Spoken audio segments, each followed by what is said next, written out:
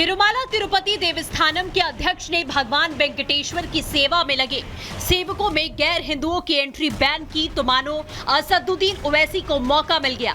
मौका सियासत करने का, मौका केंद्र सरकार को घेरने का और मौका वक्फ की दादागिरी को सही साबित करने का।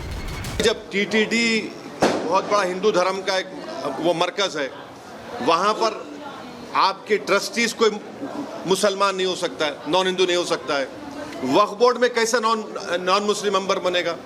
आप यहाँ पर वक्फ बिल में आप ये क्यों प्रोविजन ला रहे हैं? तिरुपति हिंदुओं की आस्था का बड़ा केंद्र है और पिछले दिनों आस्था की जिस तरह का खिलवाड़ किया गया, ऐसे में टीटीडी का शुद्धिकरण बेहद जरूरी था। आगे इस तरीके की घटनाएं ना हो, इसलिए भगवान वेंकटेश्वर के सेवकों का सनातनी होना भी जरूरी था। लेकिन ये फैसला असदुद्दीन ओवैसी जैसे नेताओं को रास नहीं आ रहा। वो इस फैसले की आड़ में केंद्र सरकार को घेरने लगे, जिसके बाद बीजेपी के राज्यसभा सांसद सुधांशु त्रिवेदी ने उन्हें इतिहास याद दिला दिया। ये तो कोर्ट का जजमेंट है कि it's not a religious thing. ये तो मैनेजमेंट ऑफ लैंड के लिए है, वो कोई धार्मिक अकीदा नहीं है, वो कोई धर्म स्थल नहीं है। तो अगर वो एक लैंड है और लैंड के मैनेजमेंट, इस पे तो सुप्रीम कोर्ट का जजमेंट है और ओवैसी साहब तो वकील हैं। असदुद्दीन ओवैसी उस वक्फ बोर्ड की वकालत कर रहे हैं जो कभी भी किसी संपत्ति पर दावा ठोक देता है, उसे अपना बताने लगता है। और ये दावा ठोकने वाले कोई और नहीं बल्कि एक ही धर्म के लोग हैं। ओवैसी को हिंदुओं की आस्था से परेशानी हुई तो बीजेपी ने उन्हें थूक जिहाद और सियासी तुष्टीकरण की याद दिलाई। वह भूल रहे हैं कि वह मंदिर है और वो वक्फ बोर्ड की बात कर रहे हैं, उसको वक्फ बोर्ड से कंपेयर करें। वक्फ बोर्ड एक लैंड मैनेजमेंट का संगठन है और मंदिर एक पूज्य स्थल को मैनेजमेंट का, जो ट्रस्ट बोर्ड है वो मंदिर को मैनेजमेंट का स्थल है।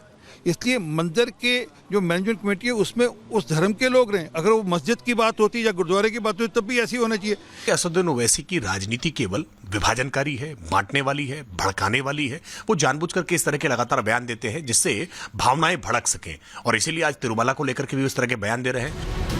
दरअसल ओवैसी को डर है कि अगर वक्फ संशोधन बिल पास हुआ तो बोर्ड में शामिल लोगों की शक्तियां कम हो जाएंगी, लैंड जिहाद की साजिश बेनकाब हो जाएगी।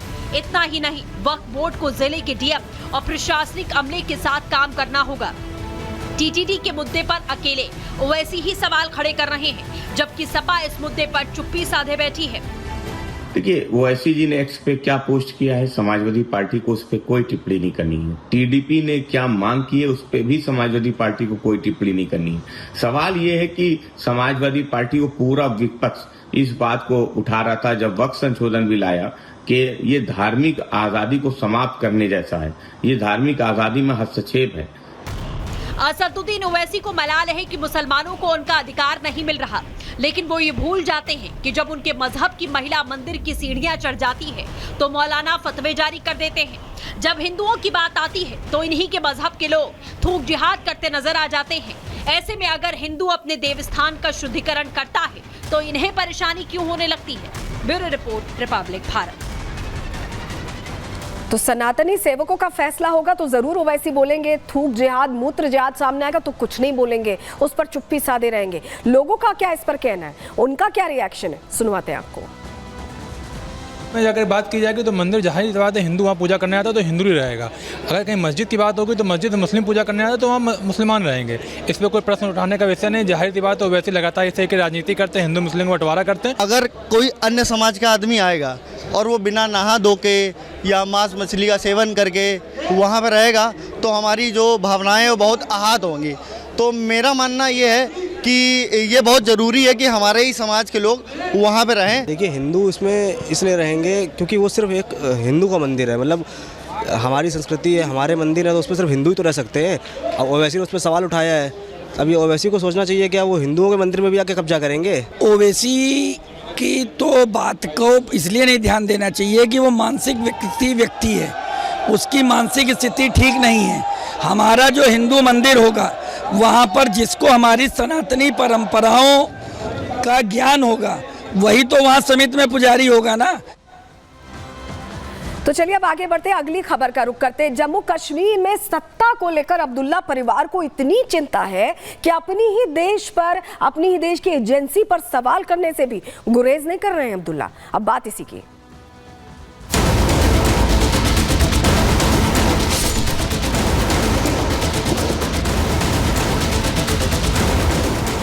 निश्चित रूप से दुर्भाग्यपूर्ण है और हमारी सिक्योरिटी फोर्सेस पूरी तरह से सजग हैं और उसका जवाब भी दे रही है। ये सब एक क्राइसिस पैदा करने की कोशिश कर रहे हैं। तो ऐसी एजेंसी तो पीछे नहीं है जो उमर अब्दुल्ला को डिस्टेबलाइज करना चाहिए। एक जिम्मेवार व्यक्ति को इस प्रकार का बयानबाजी नहीं करनी चाहिए।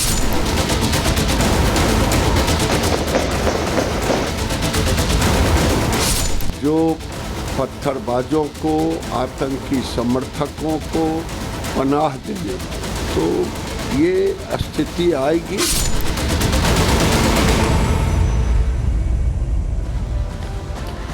तो जम्मू कश्मीर में आपको पता है इस वक्त उमर अब्दुल्ला की सरकार है।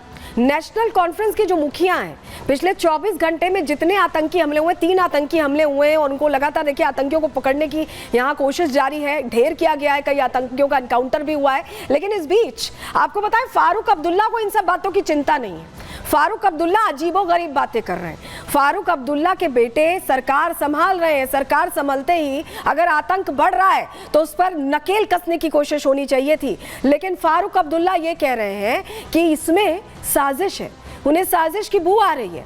चलिए साजिश की बू आना समझ में आता है, लेकिन वो क्या कह रहे हैं? पहले उनका जो पाकिस्तान प्रेम है वो बार बार सामने आता रहा है। आप पहले सरकार पर सवाल खड़े करते थे, केंद्र पर करते थे, अब उन्हीं की सरकार है, सवाल कैसे खड़े करें? तो उन्होंने सेना पे भी सवाल खड़े किए हुए और अब वो कह रहे हैं कि हमारी एजेंसियों की इसमें मिली भगत है, इससे भी गुरेज नहीं कर रहे हैं। चलिए पहले आपको तस्वीर दिखाते हैं कैसे आतंक पर लगातार प्रहार जारी है। जरा तस्वीर आप पहले देखिए। ये वो ठौर ठिकाना है जहां पर आतंकी रह रहे थे और अलग अलग जगहों पर निशाना लोगों पर साध रहे थे। ऐसे में आपको बताएं सेना और आतंकियों के बीच एनकाउंटर हुआ है, भारी फोर्स तैनात है और इस घर में जहां आतंकियों ने अपना ठिकाना लिया था उस घर को आग के हवाले कर दिया गया है। तस्वीर आप देख रहे हैं और ये तस्वीर उन आतंक परस्तों को देखनी चाहिए जो लगातार उस तरह की बातें कर रहे हैं। फारूक अब्दुल्ला को भी देखनी चाहिए क्योंकि बात एक्शन को लेकर होनी चाहिए, ना कि अपनी सेना और एजेंसियों पर प्रश्न की होनी चाहिए। सुनिए कैसे फारूक अब्दुल्ला एक अजीब सी ही बात करते दिखाई दे रहे हैं। डिस्टेबलाइज करने की कोशिश कर रहे हैं, नहीं तो क्यों नहीं पहले हो रहा था? आज क्यों, क्या वजह है? ये सब एक क्राइसिस पैदा करने की कोशिश कर रहे हैं। अगर वो पकड़े गए ना जो ये कर रहे हैं, पता लगेगा कौन कर रहा है। मारना नहीं चाहिए उनको पकड़ना चाहिए।